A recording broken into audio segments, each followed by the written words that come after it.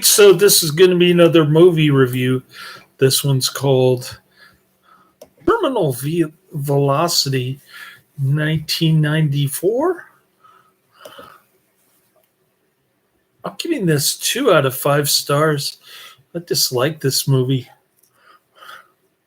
It's got plenty of decent explosions, but that's the only thing going for it. I want to see more of Nastassja Kinski. No such luck there. Terminal, this is going to be another Karate Man recommendation.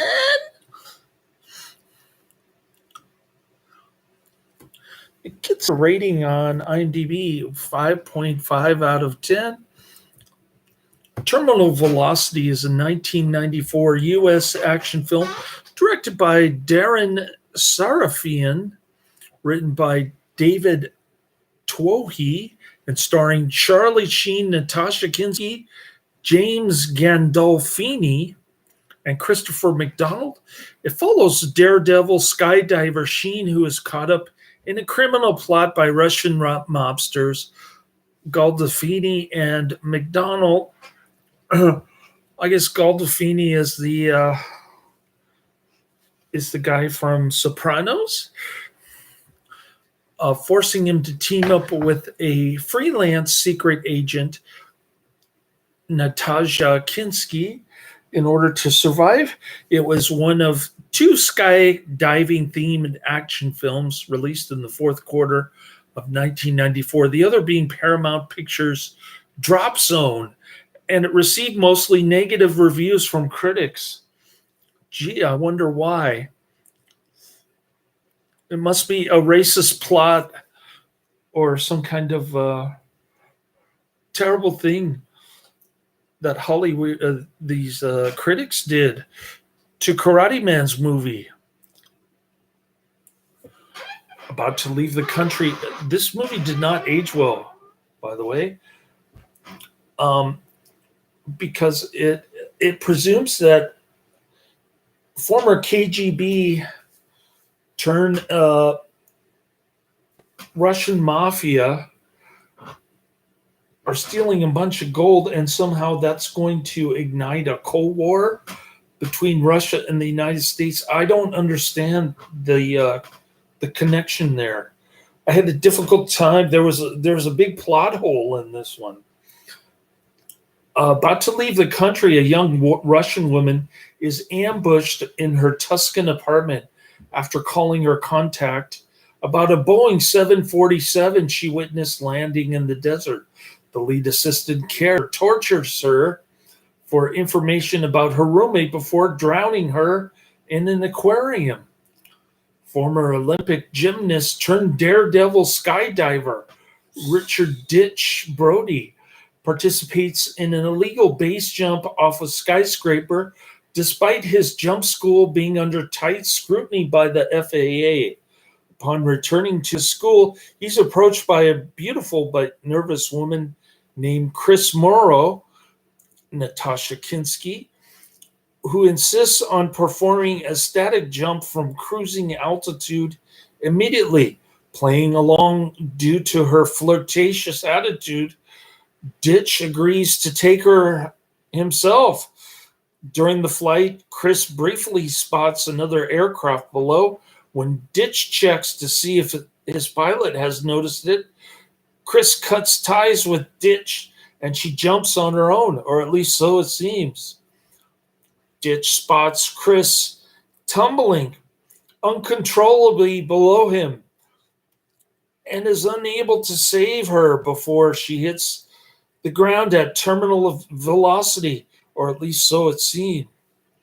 We're talking 110 to 120 miles an hour. She would have bounced off the ground, but she just hits the dirt like hardly anything happened. It's a lot like the Fast and Furious franchise. People going through clouds of fire and they don't come out burned to crisp. as investigation ensues and the school is closed down indefinitely. An investigation ensues and the school is closed down indefinitely. Feeling guilty and confused, Ditch rifles through Chris's personal belongings and he finds her apartment key. There he finds a photograph of Chris performing a jump, thus contradicting her earlier claim of inexperience. She lied. Ditch is attacked by Kerr, but Ditch fends him off and Ditch escapes. At Pinkwater, at the flight school, Ditch is approached by Assistant Attorney Ben Pinkwater from The Sopranos, who tells Ditch he may be charged with manslaughter for Chris's death. Later, Ditch sees the same plane that had been following him during the jump, and he follows it to a shack where he finds Chris alive, having faked her death using her roommate's body. She then takes Ditch on an unexplained nighttime jump at an aeronautics plant. And naturally he agrees because he's attracted to her. She's got that magnetic Nastassja Kinski touch. All right, production companies, Hollywood Pictures, Interscope Communications, Polygram Filmed Entertainment, Nomura, Babcock and Brown, distributed by Buena Vista Pictures Distribution. Release date September 23rd, 1994. Running time 102 minutes. Country United States, language English. Budget of $50 million and box office of $47 million. This was a huge financial flop, this movie.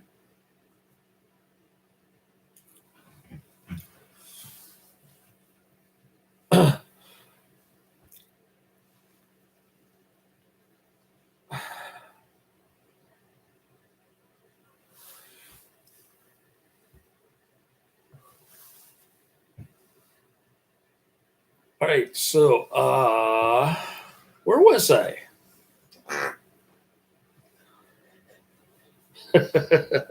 Chris then takes Ditch to the aeronautics plant, promising to clear his name if he cooperates. Okay. So they're charging him with manslaughter because they still think that the lady who's alive was actually dead, and somehow Ditch pushed her off the plane. I have no idea.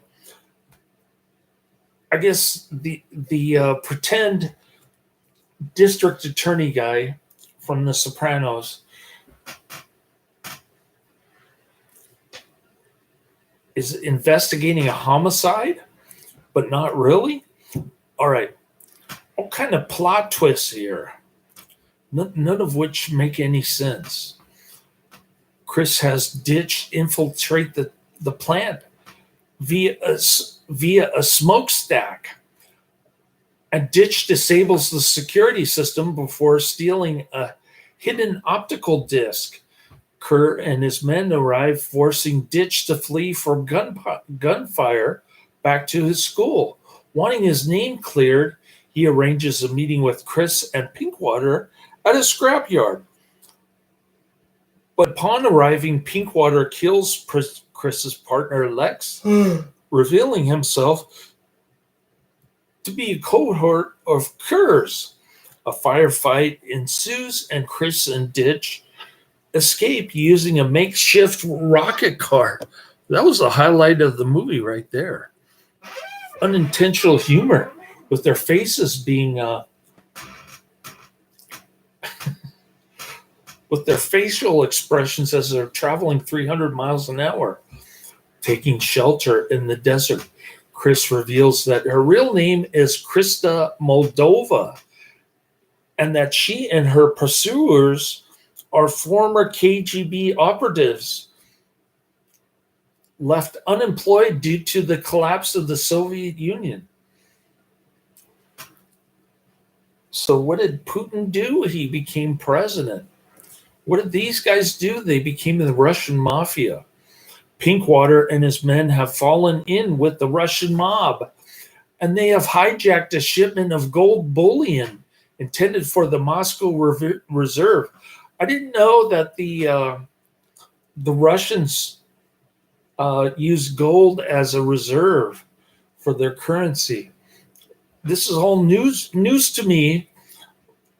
Post-Soviet Russia has used gold bullion for its currency reserve, and the mob intends to use it to finance a coup d'etat against the democratic Russian government. So there's the danger of the Cold War right there that I didn't quite comprehend at first, but thank goodness Wikipedia explained it to me. Using the optical disc retrieved by Ditch, Chris determines the location of the missing Boeing 747 carrying the shipment. Wow. So all this secret information about the Russian mob was in some factory inside a closet, and this is how they get the information. Okay, she and Ditch get on board, and they find gold, but they are discovered by Pinkwater's men. The two barely escape, and Ditch decides to quit, while Chris heads off to Pinkwater alone. As Ditch is about to leave on a bus, he finds a picture by Chris holding up a sign reading, "Ditch did not kill me," thereby exonerating him. Having a change of heart, Ditch drives off to the airfield, just as Pinkwater and his men take off, having kidnapped Chris.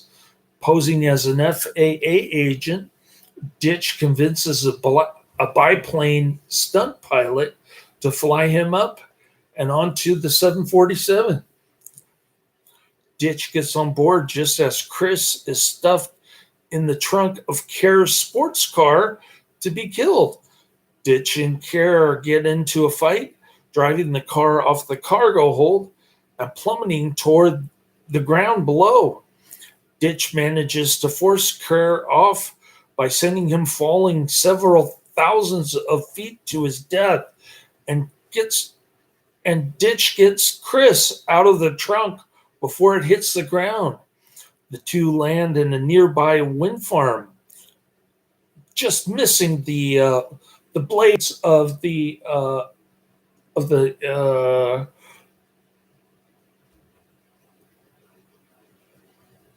wind machines, and the plane, damaged in the flight, is forced to land, which we don't see happening, and I guess it happens off screen. As police swarm the runway, Chris and Ditch are attacked by parachuting Pinkwater, and Chris is stabbed in the back, but she's fine. Ditch pulls Pinkwater's backup chute, sucking him into a nearby turbine and killing him. That's the word that I was looking for. Turbine. They almost got hit by a turbine, but instead the Sopranos dude gets hit. All right. I want to explain the ending. My son couldn't understand what was going on. I just said, "Oh, that's Vladimir Putin. That's Boris Yeltsin." My son probably doesn't even know who Boris Yeltsin is because he didn't grow up in the 80s like I did.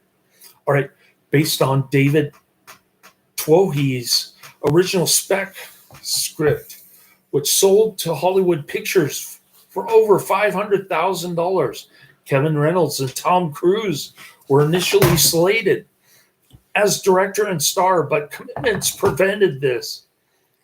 The final stunt, which features Sheen at the wheel of a Cadillac Adelante falling to earth, was a mixture of blue screen and camera work, as a real car was suspended beneath a helicopter, and then a reverse zoom made it seem as if it were in free fall. Portions of the film were shot in Palm Springs, California. Other filming locations were Alabama Hills, Lone Pine, California, a wind farm near Tehachapi, California, which is where my uncle used to hang out. Tehachapi. Douglas, Arizona, Flagstaff, Arizona, Little Colorado River Canyon, Arizona, Moscow, Russia, Phoenix, Arizona, San Bernardino, California, and Tucson, Arizona, where a cameo appearance by Martha Vasquez of its station KVOA was filmed. The film debuted at number 2 at the box office behind Time Cop in its second week with an opening weekend gross of $5.5 million. It eventually grossed $16.5 million in the United States and Canada, and over $31 million internationally, for a worldwide total of over $47 million compared to its $50 million budget. It received mostly negative reviews by critics. It has a 19% positive scale on the ratings aggregator website Rotten Tomatoes, based on 26 reviews. Owen Gleiberman opined that Terminal Velocity is a kind of movie in which the hero keeps sneaking into rooms to peek into some file, and you wait with glum certitude for yet another surprise thug to leap out of the shadows. It's fun to hear Charlie Sheen deliver quips like, "I'm not just a walking dingaling, I'm a flying dingaling." But for most of the movie, Sheen, lowering his voice to a basso He-Man growl, gives a boringly flat, square-jawed performance, as if he thought he were doing Hot Shots Part Quatre. Hot Shots Part Quatre. Roger Ebert suggested that Sheen's behavior in this and other scenes is so close to the self-parody of his work in the Hot Shots movies that he almost seems to be telling us something, such as that he takes the movie with less than perfect seriousness. No wonder. It's based on such a goofy premise that with just a nudge here and a pun there, it could easily have become Hot Shots Part Sink and taken advantage of the franchise.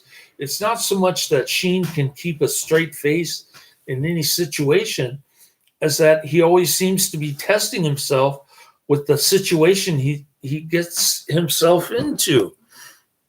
All right. This got honorable mention from David Elliott in the San Diego Union Tribune. Nobody in the chat room again? But plenty of comments on my other videos. Here we go. Terminal Velocity, 1994, rated PG-13, 1 hour, 42 minutes. It gets pretty mediocre 5.5 out of 10 on IMDb, 15,000 ratings. Pretty popular, but not well liked. What does the movie poster say?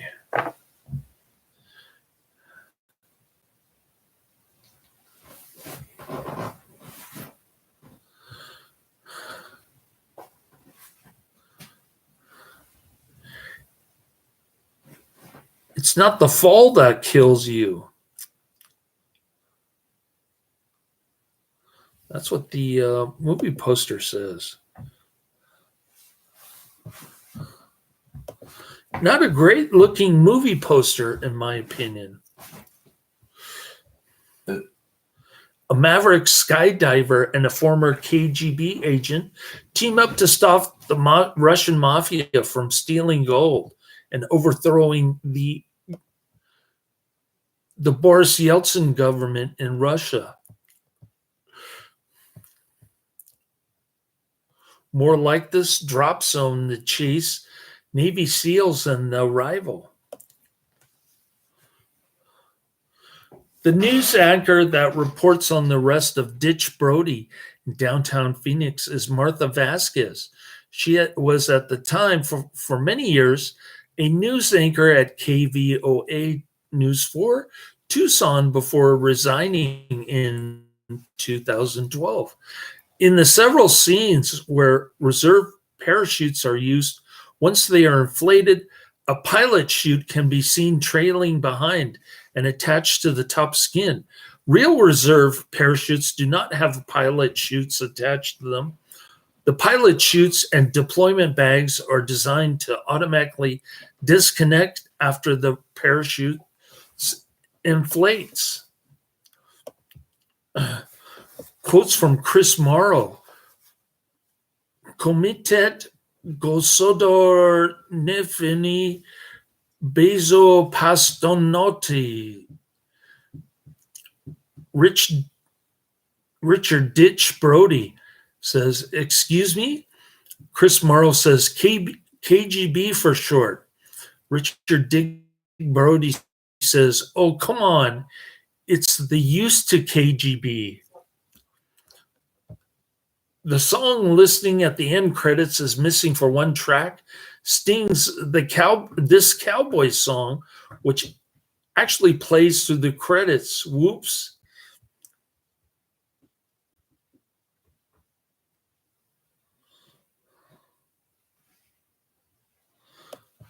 All right. This was featured in Siskel and Ebert, The Shawshank Redemption, Time Cop, Terminal Velocity, The New Age, and Blue Sky, 1994. Soundtracks, Sky, written by Daniel Sturgewald, John Edwards, and Jeff Clavin, performed by Royal Jelly, courtesy of Island Records, Inc. Here's a 5 out of 10 review, a little bit higher than mine, from TB77, dated November 3rd, 1999. The title of the IMDb review is A Movie Quite Underrated. This is one film that has not scored many good reviews, but honestly, I'm a little surprised why most movie critics have slaughtered this film altogether. Myself, I think that's unfair because I found it absolutely enjoyable. Okay, the story is a bit thin at times, but a lot of films have had thinner stories than this one and still received better reviews. Sheen doesn't act too bad in this film either, and Kinski surprises as well. None of them are great actors, but they don't let the film down.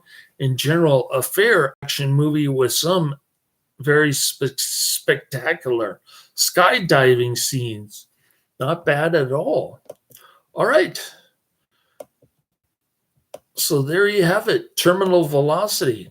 A flattering review with a low rating of 5 out of 10. I'm not saying it's all bad. There were some decent explosions. There's some unintentional humor, as was in the last movie.